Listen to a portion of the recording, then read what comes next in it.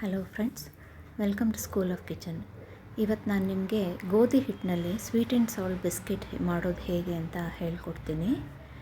ಮೊದಲಿಗೆ ಒಂದು ಬೌಲ್ಗೆ ಸಕ್ಕರೆ ಪುಡಿ, 1 ಕಪ್ನಷ್ಟು ಸಕ್ಕರೆ ಪುಡಿ ಹಾಕೋತಾ ಇದ್ದೀನಿ. ಅದೇ ಕಪ್ನಲ್ಲಿ 1 ಕಪ್ನಷ್ಟು ತುಪ್ಪ ಹಾಕೋತಾ ಇದ್ದೀನಿ.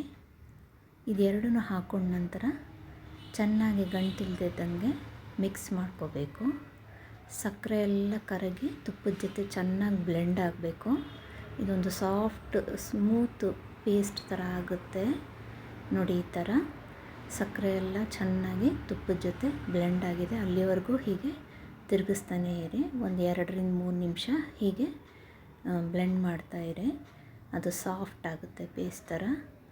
ನಂತರ ಇದಕ್ಕೆ 1 ಕಪ್ನಷ್ಟು ಗೋಧಿ ಹಿಟ್ಟು,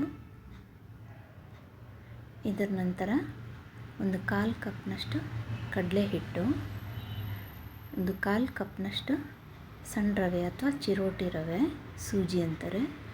ನಂತರ ಒಂದು ಅರ್ಧ ಸ್ಪೂನ್ ಏಲಕ್ಕಿ ಪುಡಿ, ನಂತರ 1 ಕಪ್ನಷ್ಟು ಸ್ಮಾಲ್ ಕಪ್ನಲ್ಲಿ ಬೇಕಿಂಗ್ ಸೋಡಾ, ಅರ್ಧ ಸ್ಪೂನು ಬೇಕಿಂಗ್ ಪೌಡರ್ ಮತ್ತು ಚಿಟಿಕೆ ಉಪ್ಪು. ಇದಿಷ್ಟು ಹಾಕಿ ಮೊದಲು ಡ್ರೈ ಆಗಿ ಇದನ್ನು ಚೆನ್ನಾಗಿ ಮಿಕ್ಸ್ ಮಾಡ್ಕೋಬೇಕು. ಏನು ಹಾಕೋ ಹಾಗಿಲ್ಲ, ಮೊದಲು ಇದನ್ನು ಕ್ಲೀನಾಗಿ ಎಲ್ಲ ಡ್ರೈ ಆಗಿ ಮಿಕ್ಸ್ ಮಾಡ್ಕೋಬೇಕು ನೋಡಿ. ಈ ಥರ ಉಪ್ಪು, ಸಕ್ಕರೆ, ಈ ಪೌಡರ್ ಎಲ್ಲ ಚೆನ್ನಾಗಿ ಮಿಕ್ಸ್ ಆಗಬೇಕು.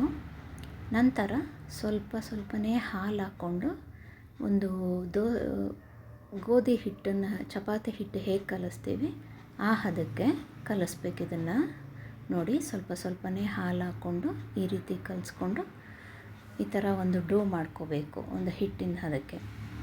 ನಂತರ ಇದನ್ನು ಚಿಕ್ಕ ಉಂಡೆಗಳಂತ ತಗೊಂಡು ನಿಮಗೆ ಬಿಸ್ಕೆಟ್ ಯಾವ ಸೈಜ್ ಬೇಕು ಅನಿಸುತ್ತೆ ಆ ಸೈಜ್ಗೆ ಮಾಡ್ಕೋಬೋದು ನೋಡಿ. ಈ ಥರ ರೌಂಡ್ ಮಾಡಿ ಸುತ್ತ ನೀಟಾಗಿ ಪ್ರೆಸ್ ಮಾಡಿಕೊಂಡು ಮಧ್ಯ ಯಾವುದಾದ್ರೂ ಒಂದು ಡ್ರೈ ಫ್ರೂಟ್ನ ಕಟ್ ಮಾಡಿ, ಬಾದಾಮಿ, ಕ್ಯಾಶು, ನಿಮ್ಗೆ ಯಾವ್ದು ಬೇಕೋ ಅದು, ಪಿಸ್ತಾ ಯಾವ್ದು ಬೇಕೋ ಅದನ್ನು ಮಧ್ಯ ಒಂದು ಪ್ಲೇಸ್ ಮಾಡಿಬಿಟ್ಟು ಇದನ್ನು ಒಂದು ಪ್ಲೇಟ್ನಲ್ಲಿ, ಪ್ಲೇಟ್ ಮೇಲೆ ಪಾರ್ಚ್ಮೆಂಟ್ ಪೇಪರ್ ಗೊತ್ತಲ್ವ, ಅದನ್ನು ಹಾಕಿಬಿಟ್ಟು ಎಲ್ಲ ಈ ಥರ ಪ್ಲೇಸ್ ಮಾಡಿ ಒಂದು ಪ್ಯಾನಲ್ಲಿ ಇಟ್ಟು ಆಚೆನೆ ಒಲೆ ಮೇಲೆ, ಇದನ್ನು ನಾವು ಓವನ್ ಏನು ಯೂಸ್ ಮಾಡ್ತಿಲ್ಲ ಬೇಕ್ ಮಾಡೋಕ್ಕೆ, ಈ ಥರ ಒಂದು ಪ್ಯಾನ್ನಲ್ಲಿ ಹಿಂಗೆ ಪ್ಲೇಟ್ ಇಟ್ಬಿಟ್ಟು ಈ ಥರ ಆಚೆನೇ ಇದನ್ನು ಬೇಕ್ ಮಾಡ್ಬೋದು.